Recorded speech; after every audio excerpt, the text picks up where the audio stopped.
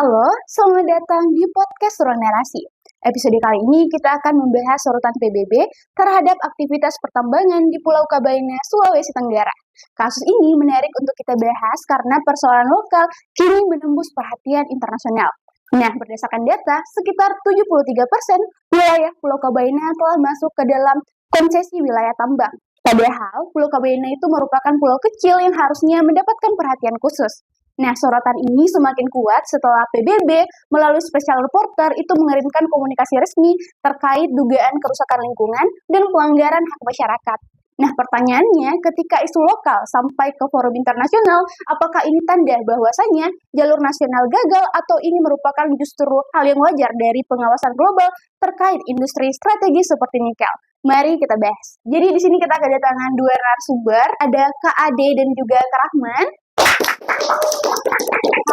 Halo Kak Ade dan Kak Rahman, bagaimana keadaannya hari ini? Alhamdulillah. Alhamdulillah.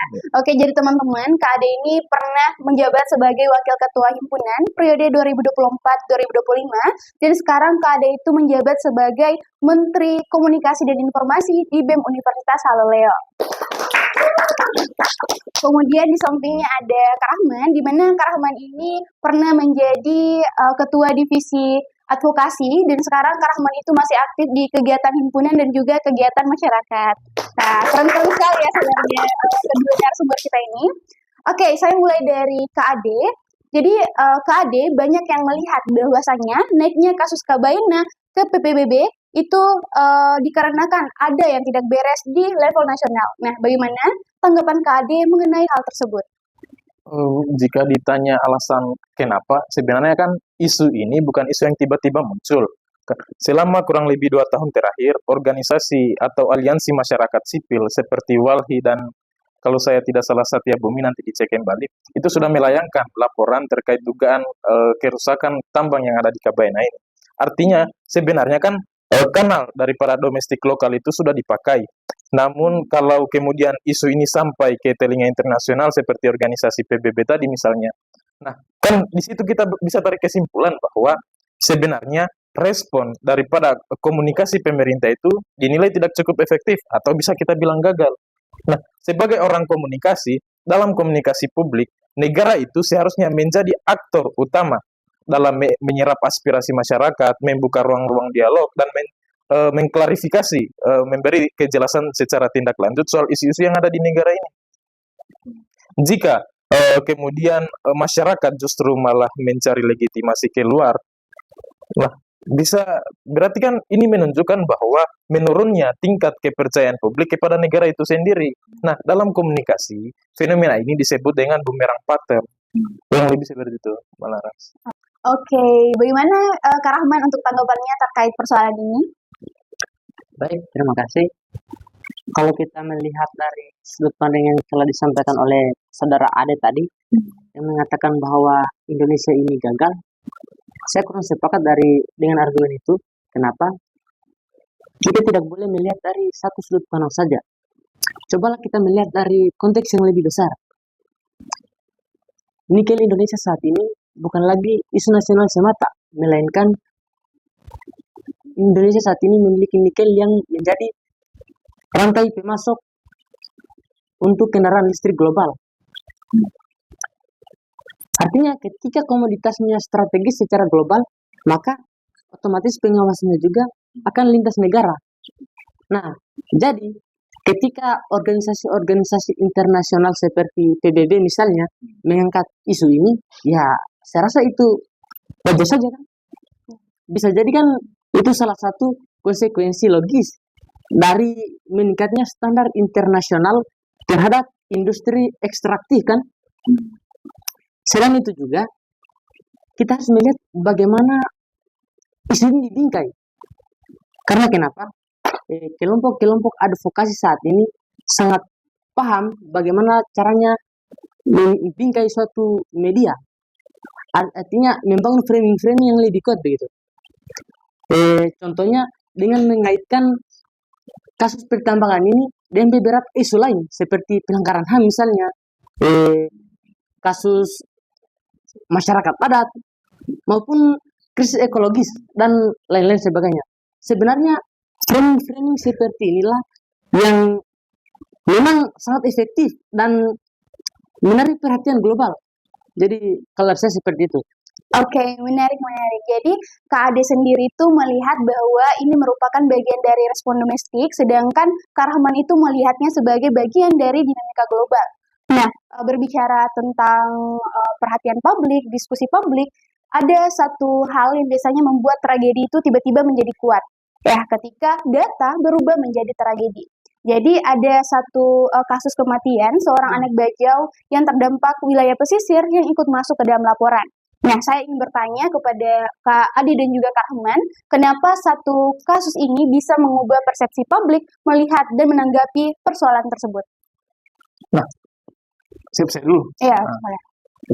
kalau begitu kasusnya simpel saja. Publik atau masyarakat itu lebih terhubung ke manusianya daripada data statistiknya. Nah, kalau kemudian kita bicara soal data statistik, pencemaran, konsesi lahan dan lain sebagainya, bagi kebanyakan orang ini kan merupakan sesuatu hal yang abstrak. Artinya kan bagi mereka ini tak bernilai. Nah, kemudian ketika di sini muncul tragedi seperti adanya kematian, apalagi kematian dari kaum komunitas rentan. Nah, publik di sini tidak melihat bahwa ini bukan hanya sekedar isu pencemaran lingkungan semata, melainkan telah berubah menjadi isu kemanusiaan. Nah, dalam komunikasi ini disebut dengan humanization of issue. Namun, ketika nanti ada tragedi seperti ini baru muncul perhatian publik. Nah, pertanyaannya kan cuma satu. Mengapa tidak ada respon pencegahan dari awal? Mengapa nanti ada tragedi baru kemudian orang booming, orang membincang-bincangkan, kan seperti itu. Oke, makasih Kak Ade. Kemudian bagaimana tanggapan dari Kak Rahman melihat fenomena ini? Baik, jika kita melihat dengan adanya tragedi ini, saya sepakat bahwa tragedi ini memang betul-betul harus ditindaklanjuti seperti itu. Tapi kita juga mesti waspada dan selalu berhati-hati karena dalam komunikasi massa biasanya tragedi individual yang seperti inilah yang membuat opini-opini publik itu terbentuk sangat kuat. Masalahnya adalah ketika opini yang bertumbuh pada emosi, maka analisis ini bisa menjadi tergesa-gesa. Sedangkan kebijakan publik itu sendiri dia dibangun dari investigasi yang menyeluruh, bukan dari dorongan emosional semata, dari satu kasus saja kan. Nah, maka jika tidak, artinya jika kebijakan ini hanya diambil dari dorongan emosional itu, maka saya rasa ruang diskusi bisa kehilangan proporsinya seperti itu. Oke, baik. Ya, jadi di satu sisi tragedi ini bisa membuat fenomena semakin nyata, sedangkan di sisi lain juga dibutuhkan jarak analisis untuk melihat persoalan tersebut. Nah, kasus ini membuat persoalan Kabaina menjadi semakin kompleks karena bukan hanya soal ekonomi, lingkungan, dan sosial, tetapi ada faktor lain yang membuat kasus tersebut semakin sensitif di hadapan publik. Ya, ketika ada jejak korupsi dalam izin tambang.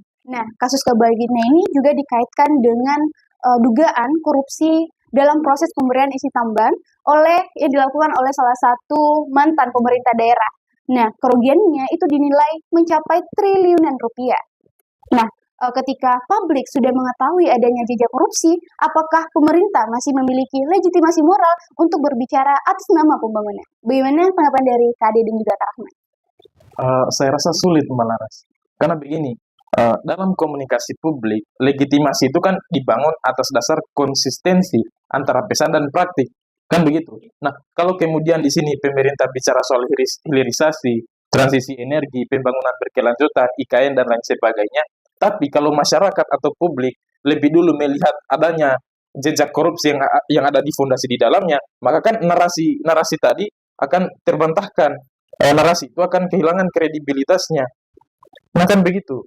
Nah, terus di sini publik akan bertanya-tanya, inisiasi yang dilakukan oleh pemerintah ini betul-betul bicara soal pembangunankah? Atau ini hanya merupakan pembungkus daripada kepentingan kaum elit politik? Kan begitu. Nah, kalau sudah sampai di titik ini, problemnya bukan lagi bicara soal hukum, Tapi ini merupakan krisis kepercayaan. Kan begitu. Saya rasa kita perlu berhati-hati, Bang. Jangan sampai kesalahan di level tertentu kita langsung anggap bahwa ini membatalkan seluruh arah kebijakan. Kan seperti itu kan? Kalau setiap penyimpangan yang ada dijadikan sebagai bukti bahwa seluruh kebijakan itu cacat, maka saya rasa kita ini kehilangan kemampuan analisis yang proporsional, Pak.